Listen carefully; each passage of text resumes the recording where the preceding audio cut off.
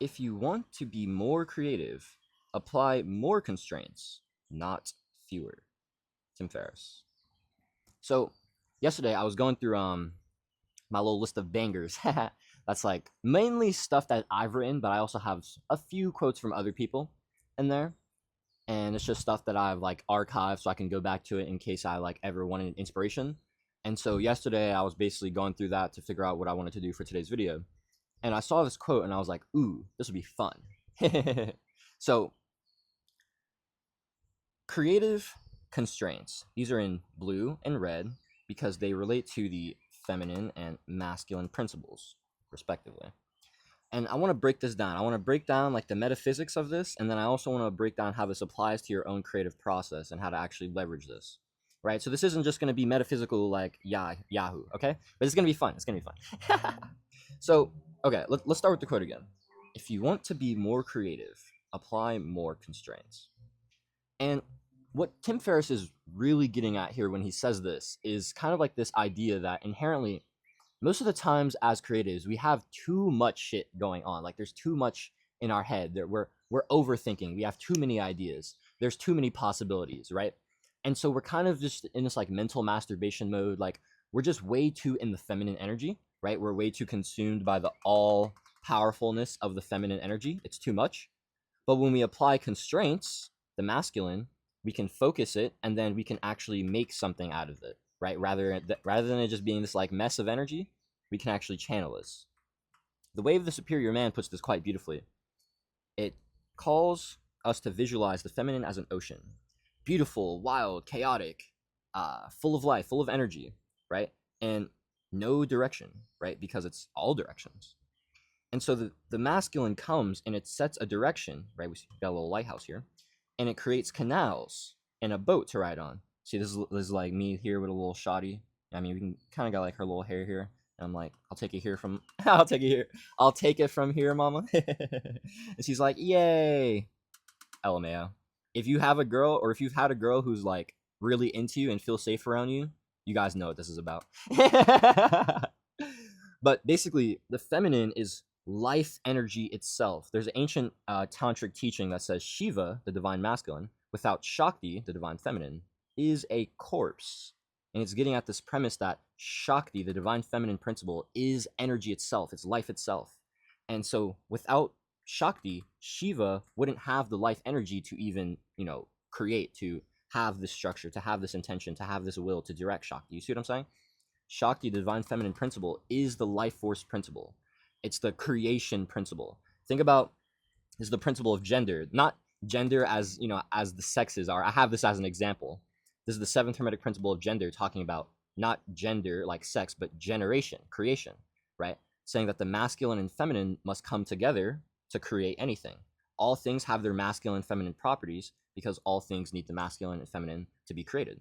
Just like woman and man come together to create a new child, that's how all the masculine and feminine manifest to create anything in creation, right? See here, too much, no masculine, masculine, masculine plus feminine, completion, yay. Right? So we have just the feminine, then the masculine enters, and then we have more focus, more intention. This is like kind of overcoming the delay from the immaterial to the material, if you know about the mirror principle. If you don't, get good. And then we come to completion, where the thing is actually created in reality, whatever that thing is. So when Tim Ferriss says, if you want to be more creative, apply more constraints, not fewer, he's getting at this idea that we need to take the feminine flow and apply the masculine frame to it to create something, right? Energy plus structure equals creation. You can also think of it, so we can think of the feminine as kind of like lines, like kind of like squiggly lines, or like a circle, waves, and the masculine as a square, or we can think of the masculine as a line. Line circle is very good. The square is just a good idea for like the frame, because the masculine frame is a very important thing in masculinity. But line circle is a very good way to visualize the masculine and the feminine. The masculine, the divine masculine principle is focused. It's penetrating, it's discerning, it's radiating, it's impregnating. You see here, like we can take the example of like sex, right? Penis, vagina. You see what I'm saying? Man enters woman. The penis, it's focused, it's penetrating, it's discerning, it's radiating, right? It's impregnating. The vagina is all encompassing. It's flowing, it's holding, it's receiving, it's absorbing, it's conceiving. See what I'm saying? That's the divine feminine and the divine masculine principle. This is how it manifests on all planes of reality, right? Second Hermetic principle of correspondence says that as above, so below, as below, so above, right? And so just how this is how the divine masculine and feminine works in, sexual intercourse, this is also how the divine masculine and feminine works, let's say, in gravity and radiation. So gravity is the divine feminine principle embodied, right? It attracts things to itself. It absorbs things. It pulls things into itself, right? Absorbing, all encompassing, holding, even conceiving. Radiation is the divine masculine principle. It's emitting of itself. It's going outwards of itself. It's penetrating. It's radiating. It's impregnating. You see what I'm saying? And so that's kind of like, a physical world example so you can have a better understanding. I drew the yin yang here in, purple, in blue and red because I thought this was a very good example. I love how the yin yang encompasses the feminine, right, which is usually seen as the negative principle, and the masculine as the positive principle. But it also has within each one the masculine and the feminine, right? And I think that this is something very important. Duality is such a bitch. But we love duality because as we recognize dualities and we transcend them by recognizing that these actually aren't two things that are opposing each other, but are two things that are coming together, not to battle, but to balance one another, to harmonize and reflect the other one back to another, so we can actually view oneness through the lens of duality. When we can recognize dualities and hold them, just in our awareness, that's how we transcend oneness. Transcend duality and have a higher awareness of oneness, right? That's how we see reality more clearly. We perceive reality more correctly, more in alignment with the nature of reality. So the feminine principle, remember when I talked about feminine is the life force principle. And so inherently that is a positive principle. It's what gives, right? The feminine principle is all encompassing. It's flowing, it's holding, right? These are very positive things. Like think about a mother. A mother loves you by what? Taking you in and hugging you to death. You see what I'm saying? A father will love you by challenging you. You see what I'm saying? They're getting at the same thing, which is love, freedom, integrity, right? Bringing, it's ultimately the way the superior man puts this very beautifully. The masculine seeks freedom, and this is usually via the pursuit of the mission, the pursuit of, breaking through constraints, breaking through barriers, penetrating. The feminine seeks this through love, right? By taking into itself, by feeling, by relationships. This is usually by, their family and their friends, but also as well as a woman definitely feels a lot of like fulfillment from their career, but women that have more fulfillment from their career than their relationships are typically more masculine women, or they're emasculated. That's another story though. But basically, inform the feminine, like what's inside of the feminine, like what its core is life. But how it represents that externally is via this absorption, right? So its principle, its property is love. And so it expresses this love, it gets this love by taking things into itself to experience that love via the mirror, right?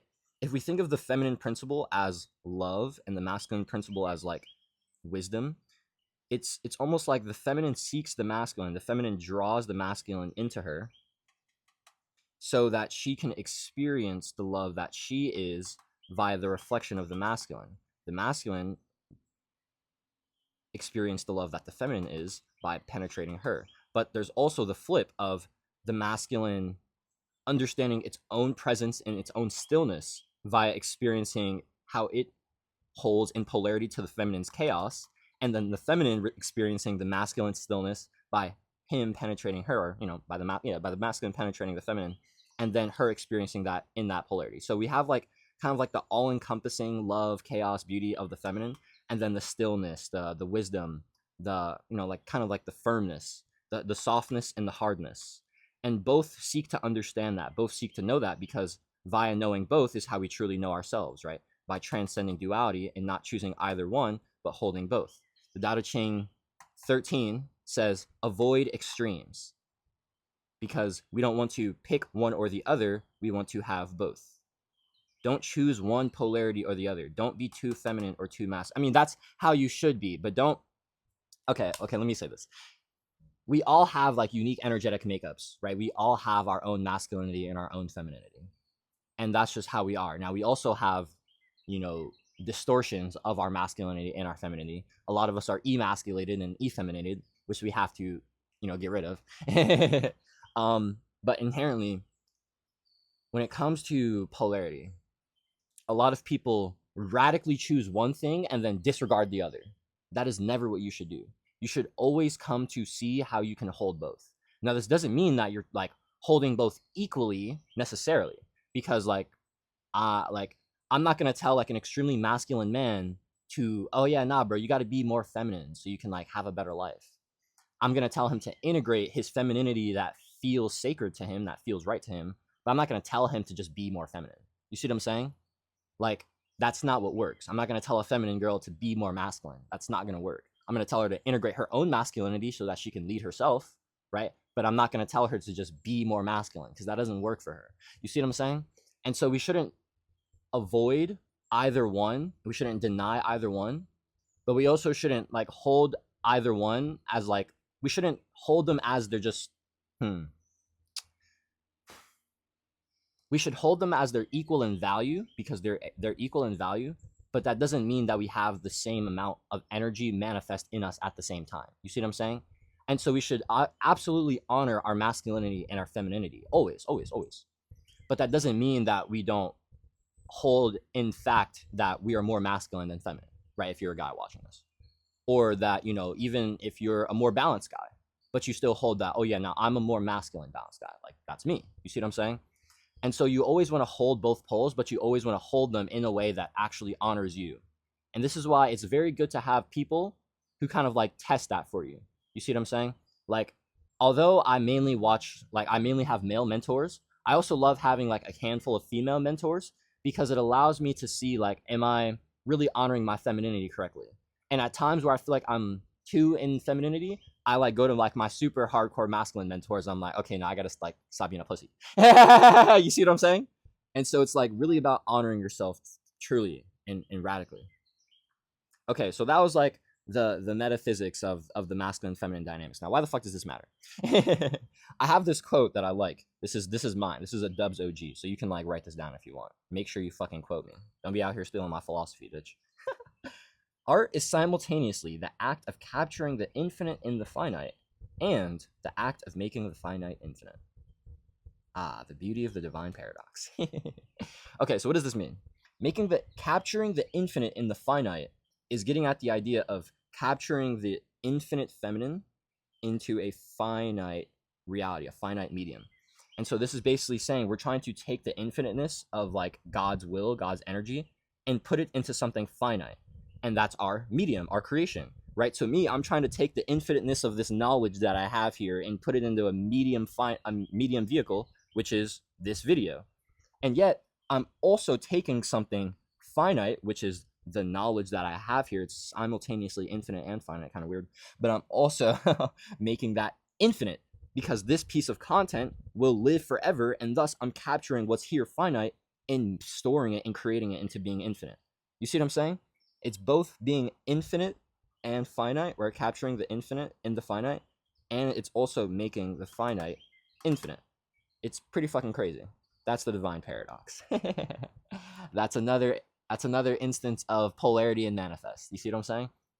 But when you can recognize that both of these are true simultaneously, right? Although they are kind of opposites and don't really make any fucking sense, they actually are both equally true and make all the sense in the world. I wish God didn't make life this way, but you know, it's kind of beautiful. It's all perception, baby. Everything's in the head. By the way, if you want to shift your perception, if you like this video, I make a ton of sauce. Now, my videos like these are only like recent, but I have courses, I have guides. If you want to become a paid Substack subscriber and get access to my Mental Alchemy 101 guide, that shit is super game. It took me 40 hours to write. It's 2.5 hours long. It's a course. And it basically guides you through all the mindsets, the metaphysics, and the action steps to actually recognize your limited beliefs, question them, contemplate them, discriminate them, get the fuck and get them the fuck up out of there, start making new ones, start taking plans, like start creating fucking change in your life so you can actually start doing things. You see what I'm saying? If you feel like you've been super lost for a long time and you want to start making stuff, but you feel like you can't because you're just always in here and you're never actually doing anything, I get it. I was where you are 2 years ago. And so I basically made that guide to be like, okay, this is literally basically everything I know to help you start overcoming your mental health and actually start doing shit that you want to do. So if that sounds like you and you've taken value from my videos, type in that first link. All right. You can support me that way. It's only $33. Join for a month, consume all my content, and then fucking dip out. I don't care. I just want people to have this shit, honestly. All right. No more plug, man. Basically, what I'm getting at here is that we need to be able to recognize that this infiniteness is too much to handle. It's too much. And so we need to make it finite. We need to apply constraints. And that's what Tim Ferriss is getting at. If we want to be more creative, apply more constraints. Because inherently trying to handle all of this is too much. This is why women are always struggling with their emotions. If this was your emotions, you'd probably be struggling too. Right? This is why, this is a masculine gift that you can give to your woman, or, just to the women in your life, even if it isn't a romantic woman. Holding women in that presence, in that discernment, having that masculine frame to hold her. It's very powerful. It's very powerful. But when we're talking about our creative process, how do you apply more constraints in your creative process so you can actually make more shit, right? Because that's what we want to do. We want to make stuff. We're creatives. We want to make shit. You know what I mean? I get it.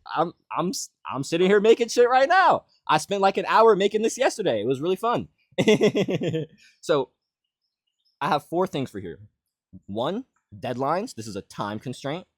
2, budget. This is resource constraint. 3, quality. This is skill constraint. 4, quantity. This is volume constraint. Okay, so I'll break down all these. Deadlines, time constraint. Okay, so basically deadlines are super, super potent. Why? Because with deadlines, we basically make it so we only have a certain time frame to actually complete something. And so it's basically always in our mind. Like, I don't know about you guys, but I was always that guy in school. Like, I'm a fucking nerd, as you can probably tell by the shit I'm teaching you in this video. And so I was always that guy who like just consumed things and grasped things super easily. I always did my classwork, always like finished that shit super early. And I always like did super well on tests. So I never did homework because I never had to. But when it came to like essays or anything like that, I was always a deadline guy, always a last minute guy. You know what I mean? Because if I have all the time in the world, that means I have too much to handle. Like, I have too much going on. But when there's a deadline, that means I have a time constraint. And I'm like, oh shit, I have somewhere to go. Let's fucking get there. Let's stop bullshitting over here and start moving. You see what I'm saying? So time constraints are very powerful. For me, I've recently started using this, and I'll talk about this. This kind of actually, all of these kind of apply to my approach to creativity at the moment. So right now, my main intellectual creative business pursuit is just these videos that I'm making. And it's awesome because it allows me to channel like my nerd and philosophy side, my artist and storyteller side. It is great for my business because it's W content that actually aligns with the things I teach people in my products, which is metaphysics, mindsets, so you can be creative, so you can actually have the mental health to actually do things with your life, because right now you're not doing anything because your mental health is fucking trash. I get it. And so I'm trying to put you on with all the mental health stuff, but also some of the creativity stuff, so you can start taking that action. And so basically, for me, I was in too much mode, mentally masturbating, not taking enough action because I didn't have enough constraints. And so I've just come back to my process of daily uploads, right? When I did daily uploads from May 15th to August, 24th last year, bro, I made the most progress in my content, my business journey, but it was also just such a great season, like forging myself through the alchemist fire. You see what I'm saying? And I want to return to that because I know that's the next, like, that's what I'm being called to in this season of my life. And so it's like, bro, I know that I have this as like a vehicle that I want to help people, like that I want to leverage for myself and for others. And so I'm just going to make my time constraint every fucking day. And that means that I have to show up every day. That means that I have to be intentional every day. That means my brain is always working on ideas every day. So we have a time constraint. We also have kind of like a, so when I put budget, this doesn't necessarily mean money. This can also mean energy or intention. Budget kind of goes with quality and quantity to an extent, but resources. Resources can be like technically your skills. These are kind of similar. But in terms of like what you actually have to make what you want to make. So like me, a year ago, I didn't have like this whiteboard to make videos, right? So I didn't like have this idea, and I didn't have like, I mean, I had like gear and shit like that, but I didn't have like this creative medium. And so like I didn't have this idea, and I didn't have this constraint of like, okay, I'm gonna do something on the whiteboard, and then I'm gonna fucking make a video recording it from the whiteboard. You see what I'm saying? I didn't have that budget, those resources, and so that constraint, this idea couldn't have come into my awareness to execute from. You see what I'm saying? Like, this is a very creative idea, but it only came from the fact that I wanted to have this be a constraint. You see what I'm saying? So that's budget. Quality is skills. So this is kind of like how much effort you're willing to put in, right? And this is in terms of like effort per unit of work. So basically for me, right, when I'm doing daily content, it can't inherently be like crazy edits, like super like cinematic shit like that. Like, I'm not going to do any of that shit because I want to be able to do enough volume, quantity, because it aligns with my time and resource constraints that I like. And so it's like, okay, so the quality I'm going to go for is basically, one, my articulation, my ideas. It's also going to be my humor. It's also going to be how I present, how I actually mold all these things together. That's basically the quality I'm going for, because I'm not going to have like the super good, like I'm recording on my fucking iPhone's broken ass camera. I'm not going to have like the crazy quality. I'm not going to have the crazy edits because I don't want to. But within that, within knowing what I don't want, my limitations, it allows me to be more creative in those. You see what I'm saying? In this, you actually have more freedom than in here, because in here, you're not taking any action. But when you have this, you can start taking action within this box, which is actually doable when this isn't, because this is not doable. So quality, skill constraint, basically, one, this can be just a natural skill constraint, or it can be I don't want to do certain things, so I'm not. So like for me, I don't really like editing, so I don't fucking do it. I like editing for filmmaking. I hate editing talking head videos because I think it's the dumbest shit in the world. I'd rather just be good at speaking so I can just one take shit. That's my beliefs. That's my mentality. And so that's how I approach my quality and my content. That also kind of goes into like budget or resources. What am I willing to do? I'm not willing to edit, so I don't. So I just get good at speaking, and I get better at storytelling and humor and articulation. You see what I'm saying? Because those are the things that can give me better quality for my videos. Quantity is volume. Volume is good because it basically pressures you into the work. And the thing is, the more work you do, the better you'll be. Like, it's that simple. The work works on you more than you work on it. You need the work more than the work needs you. And so the more work you do, the better you're going to be. And so it's like, if you have a volume constraint, like, oh, I want to make something every day, right? That's basically forcing yourself to get something done every day, rather than, oh yeah, I want to do something once a week. Oh my gosh. Like for me, bro, it's so hard for me to be consistent when I want to do something once a week. I don't know why. It's just too much fucking time. It's too much. It's too much, bro. Maybe I just need to get better at holding in my masculine frame. I definitely do need to get better at that. But it's just so hard for me. And so like I've just recognized that for me, having a volume constraint / time constraint of every day, it just works for me. And so I like that. And so that's what I'm going to do. You see what I'm saying? So that's how I've been applying these things to me. Extrapolate this to your own content, your own art, even your own business, your own bodybuilding, your own training, your own fitness, your own studying, however it is. Like you can apply these things to anything, right? This was, an example of creativity because one, that's what the quote was about, and that's what I do. I'm about creative stuff and about spirituality because I'm a nerd, but you can do this for anything. So yeah, that's what we got here. A little overview. Got the masculine, feminine dynamics. The masculine. We'll start with the feminine. The feminine is positive in form, negative in function. The masculine is negative in form, positive in function. The masculine is the line, the feminine is the circle. We need all things. All things have their masculine and feminine properties because the masculine and the feminine must come together to create anything. The feminine is the life force principle that underlies all things. The masculine is the driving principle that directs. So we need the masculine's constraints in order to leverage the feminine's energy. Masculine frame, feminine flow equals creation. And by using these constraints, we can be more creative. Nice.